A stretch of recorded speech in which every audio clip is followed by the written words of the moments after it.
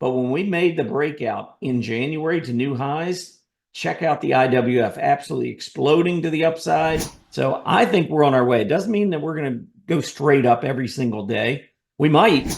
The Dow Jones going up, trying to threaten that breakout. It would really be nice to see the transports move up and eventually break out to confirm. That's the Dow theory.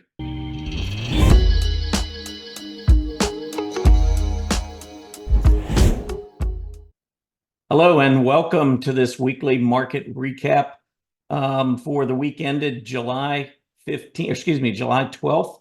I'm Tom Bowley, Chief Market Strategist here at Earnings Beats, and I'll be your host here during the video as we take a look at the action from last week, talk about a little of the news that came in, a little bit of inflation news and so forth that certainly had an impact on the market this past week. We saw a lot of rotation. We had earnings season kick off, and now we're only a week away from Max Pain and the July monthly options expiring. So we do have a lot to cover, a lot to talk about, a lot of things that can impact the market here over the next week or so. So let's jump into it.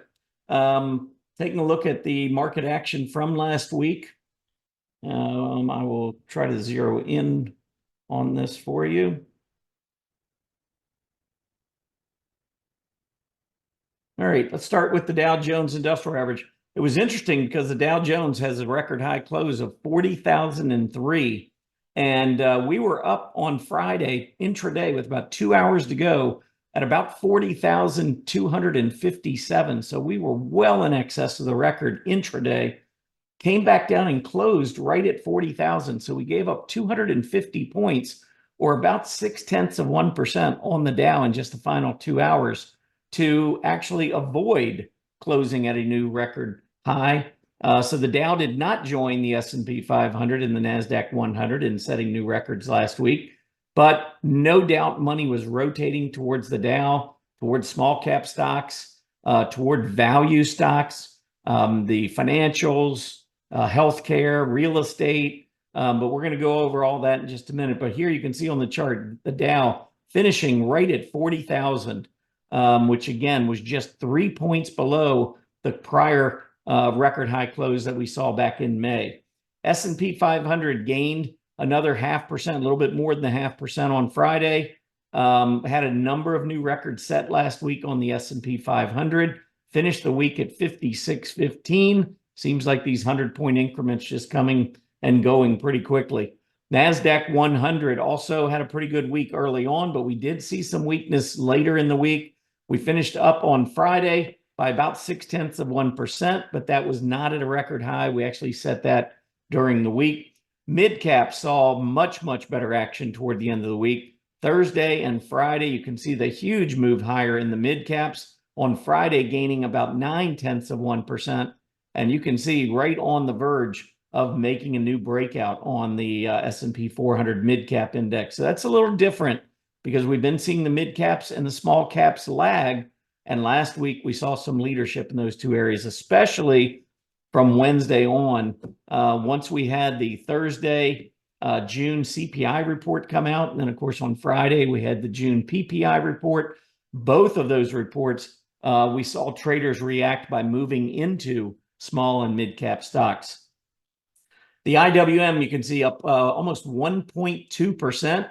And we finally got that breakout. We closed higher on Thursday. And by the way, on Thursday, I had read that I think over the last 2 decades, the Russell 2000 small cap index has outperformed the Russell 1000 large cap index by more than 4 percentage points in a day, only 5 times. Thursday was that 5th time. Now, I'd have to go back and double check to make sure that those numbers are accurate. But that was what I read. It was from a fairly good source from what I recall. But anyhow, I thought that was a very interesting development because those of you who followed me know back earlier in the year, I've been waiting for small caps to take charge. I think finally with that with the tame CPI report, the core CPI report on Thursday, I am seeing so many signals that are basically screaming at the Fed that inflation is no longer a problem and they need to cut rates now. Not September, not the end of this year, not next year. Don't keep rates higher for longer. I am seeing it in the bond market, and I'm seeing it in a lot of the areas of the stock market where you would expect to see strength when we get confirmation that rates are going to come down. And that would be movement back into the small caps, because small caps with rates going up, listen, the rates going up didn't hurt the large cap technology companies. They're flush in cash. They don't need to borrow. What these rates going up, number one, have hurt small companies that have had to borrow or do borrow to try to finance growth in their business. It's become much, much more expensive. And it's made it more difficult to actually access capital because banks, especially the small and mid-sized banks, haven't been as receptive to lending when there's an inverted yield curve. So we've got a couple of things that have been working against these small caps. And when we saw that really low reading, and the core CPI reading came in at 0.06. So it was announced as a rise of 0.1%, but it was rounded up from 0.06. So it was just barely above 0.1%. But anyway, what everybody hears is, the rounding. This was an incredibly low core CPI number, and absolutely is suggesting that we are heading towards that 2% level. In fact, if you take the last 2 months and annualize the readings over the last 2 months, the core CPI is annualized at about 1.5%. So we're not, I don't know what the Fed's waiting for, honestly. They keep saying, it started off, they just wanted to see rates start to move in the direction they, toward the 2%. And then they said, well, not just 1 or 2 readings. We need to see it continue for a while. Folks, it's been going down. The core CPI rate has been going down now for over 2 years. I don't know what I think the Fed's next step is going to be, well, we need to see 2%, because that's about all that's left for them to say. They need to cut rates now. Rates went up because of inflation concerns, not because of an overheating economy. The inflation numbers have come back down. They need to bring those the Fed funds rate back down. Otherwise, they're about to send this economy into a tailspin. I'm starting to see some signs. And in fact, we're going to have an event coming up on July 27th, Saturday, July 27th. It's a free event. You can go into Earnings Beats to our website, and there will be a link. You can go sign up. You do want to make sure you sign up early because there is going to be limited capacity. So please make sure you get in there. But I'm telling you, I've been bullish. I've remained almost entirely bullish throughout this decade, with just a couple of exceptions. The cyclical bear market, 2022, I warned before that we started going down.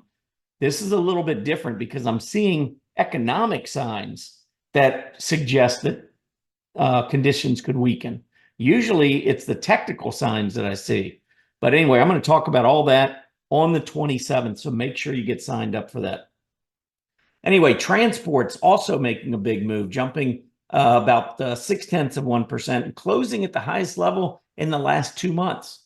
So some of that money also rotated into transports, probably in anticipation of future rate cuts. I believe it's now, again, I think it's being confirmed that we're seeing it in the bond market. We're seeing it in the stock market. I don't know if the Fed's listening, paying attention or whatever, but I certainly hope that they are getting to the point where they're ready to start cutting rates. Or I think we could have some other issues hitting the stock market. I already see the stock market going lower in the third quarter, later in the third quarter, but it could get a whole lot worse if the Fed doesn't pay attention to these signs. But I'm just giving you my opinion. Technology actually finished okay on Friday, but you can see we've got higher prices. We got lower PPO on the daily chart. I think XLK is honestly poised to maybe just go sideways for a while.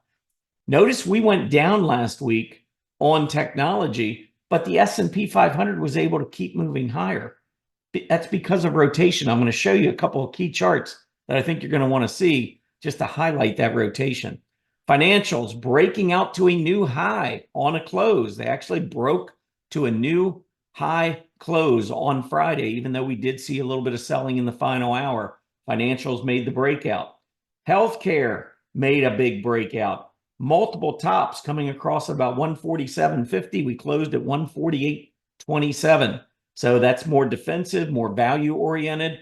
Financials I consider to be aggressive, but I also consider them to have a lot more value oriented areas than, say, technology or even communication services and a lot of the areas of consumer discretionary. So I consider financials to be aggressive, but still with a more, income value oriented flavor, if you will. But between financials and healthcare, a couple of big breakouts there. How about real estate? Real estate, which about 3 months ago was clearly the worst performing area in the market year to date at that time, the last 3 months been one of the best. Real estate been on fire. We made the breakout last week. Look at the AD line turning back up.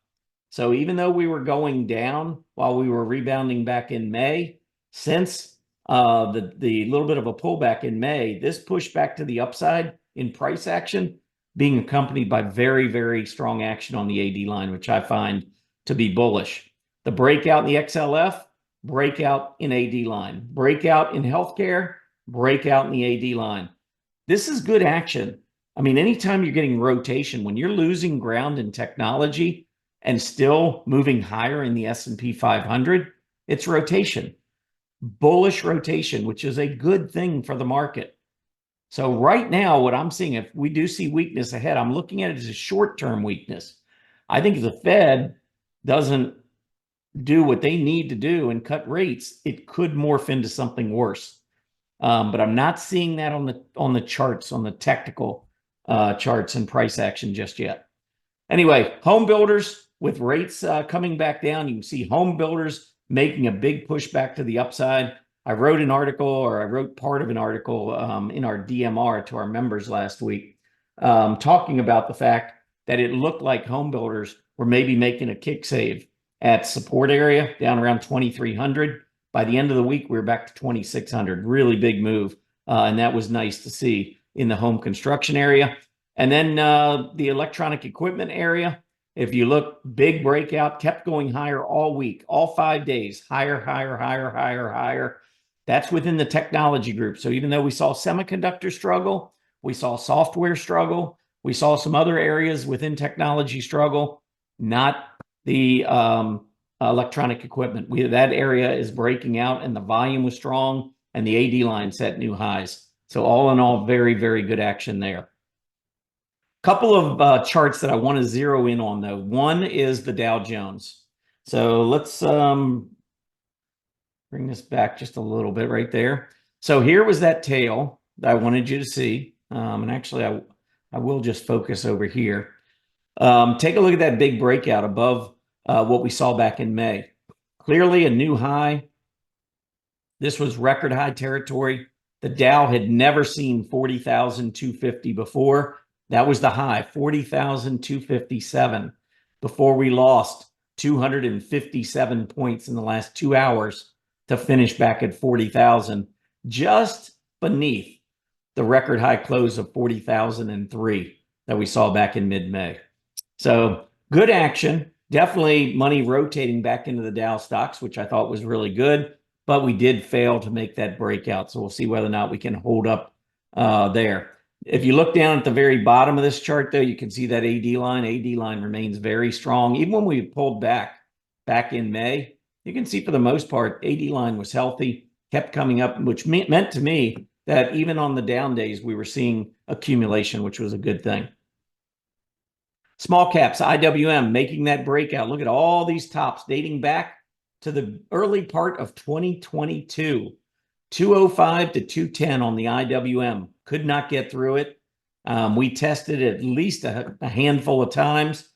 We broke above it this past week. Thursday, we cleared it barely, and then we had some follow through on Friday, closing at 213. I kind of see a little bit of an ascending triangle. I mean, the highs aren't exactly equal, but you do have rising lows. If you look at that as an ascending triangle, This measurement would be from about 190 up to about 211, which would be 21 points. Add that to 211, takes you to 232. The next major high is at 235. So I think we're on our way. It doesn't mean that we're going to go straight up every single day. We might, but I wouldn't be surprised if we see some pullback and a little consolidation. Maybe that 20-day comes up and we test the 20-day at some point. But I do think that the odds have just increased significantly that we're going to tackle another 10% to the small cap index and go up and challenge that 235 level. Transports, you can see the 3 red arrows, couldn't really get through about 15.425 on a closing basis. Well, we finally did that on Friday, closed at 15.522, which was the highest close in about 2 months. And so it looks like, the downtrend has been broken. I would be looking at this once again now as an attempt to trend higher on the transports, which would be really good news. The Dow Jones going up, trying to threaten that breakout. It would really be nice to see the transports move up and eventually break out to confirm.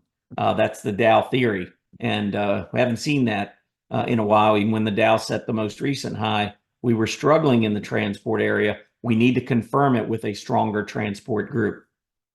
All right, I want to show you a couple relative rotation graphs because I think this was really big last week and over the course of time, really going back.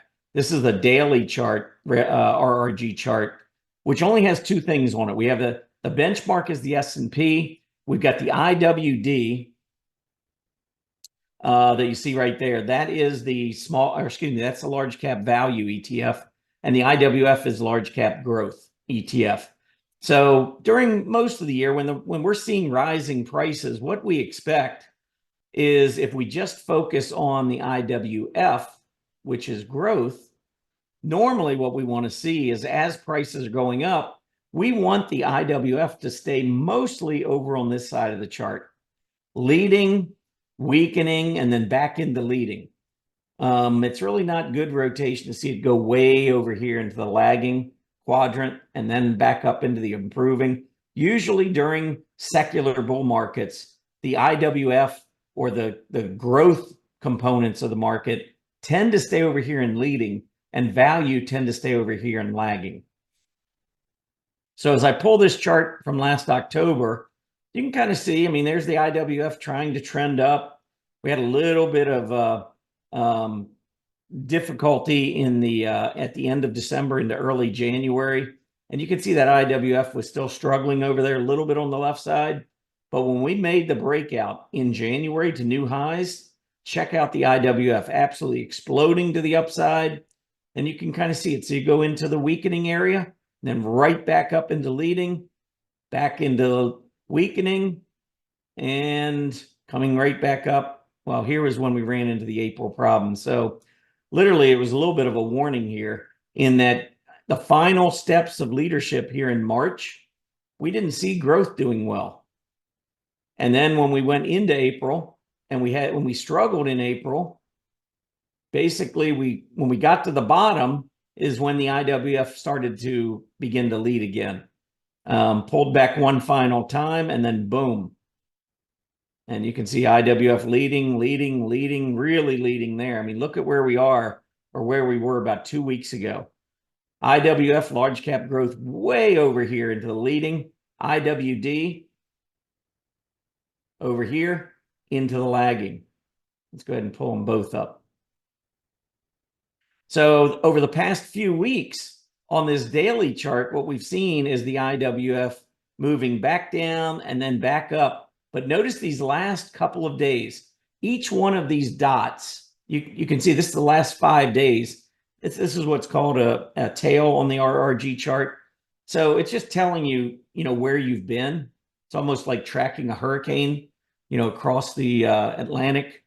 The IWF, this is what we've done over the last 5 days. But as we go into the final 2 days, look at this pullback. 1, 2, right here. Went up, and then we started coming back down.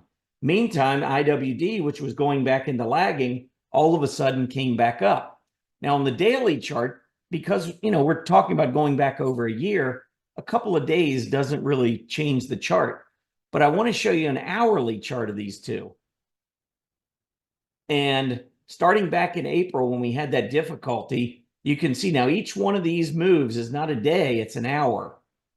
So this is just hourly RRG. But there you can see value at the end or middle of April as we hit the low.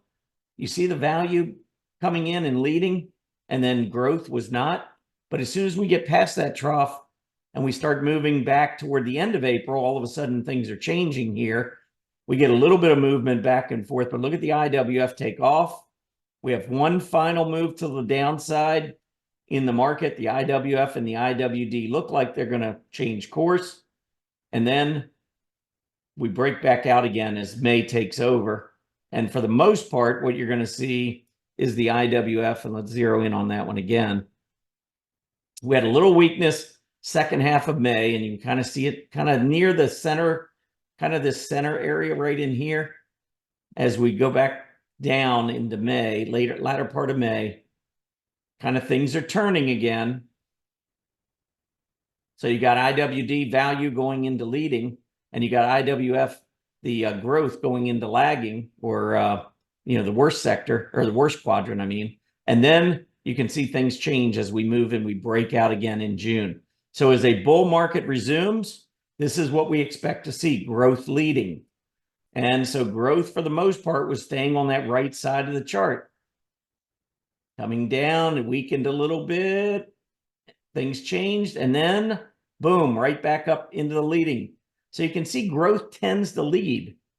Now, as we keep going through, and we had that little bit of a move down at the end of June, you can kind of see we went into weakening, and then at the bottom, started turning right back up again. And look at IWF taking off as we go through the first week of July. But then what happens in the last couple of days? Now, right here is July 8th. You can see this right here. So if you follow that, as I drag this across, you'll see there's the 9th. The 10th is Wednesday. This is when things started to change a little bit.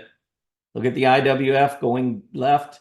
Now the IWD. Now we've got value leading. Where are we? This is July 11th. This is when we had the CPI report out in the morning.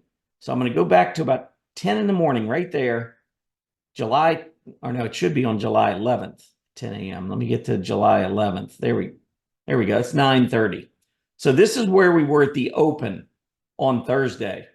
So the CPI number came out lower than expected. Normally, you would see growth take off. But I want you to look at what happened. A little different. Now there's 11 o'clock in the morning. There's 2 o'clock in the afternoon. And there is, hold on. And there's 9:30 in the morning of the 12th, which was Friday. And I mean, right in here, right at 11 in the morning, you can see value is being bought up big time. Growth taking a back seat. And then we rally into the close on or toward the afternoon on Friday. The S&P rallies, and we started seeing a little bit of a change, but you can see IWD is still way over to the right. And this means the IWD has great relative strength. The fact that the IWF is still way to the left of this vertical line tells us that the relative weakness is still strong. So that's how we closed the week last week, with value over the last 2-3 days picking up and taking charge. So the S&P wasn't going up because of those semiconductors. They weren't going up because of internet stocks or software or broadline retail. They were going up because of financials and industrials and healthcare and real estate and materials. Completely different market. This is what we need to watch as we go forward. Because if this continues, if the S&P keeps moving higher and we're not seeing it rally because of growth, that's telling me that the market is subject to more selling. If in fact, the Fed makes yet another mistake, which I think, it's just one after another. I've got strong opinions about it. You don't have to agree with me. And that's fine. But I think that they have been getting signals from the bond market and the stock market that inflation is no longer a problem, that it's only going to continue to go down. And yet the Fed is waiting and waiting and waiting, just like they did on the upside, waiting and waiting and waiting to raise rates. Now they're waiting too long to bring them back down. Waiting to raise rates in my opinion, caused inflation to kind of have that little bit of a runaway and caused the last cyclical bear market. Remember, rates didn't get raised until after we were 5 months into that cyclical bear market. It wasn't the raising of rates that caused the market to go down. It was the Fed's inaction. I think we could be seeing it on the other side. It's not lowering of rates that will take the market down. It could be the Fed's inaction to lower rates that takes the market down. Anyway, all right, I'm going to run through a bunch of charts with you. And I'm